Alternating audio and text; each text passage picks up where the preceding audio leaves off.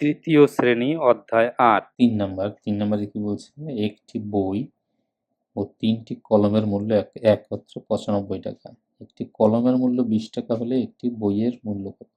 একটি বই আর 3টি কলম, তার 3টি কলমের একটি কলমের দাম কত? একটি কলম সমান 20 টাকা।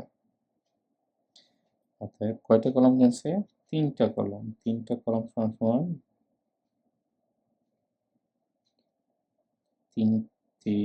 20 গুণ 3 সমান 60 টাকা।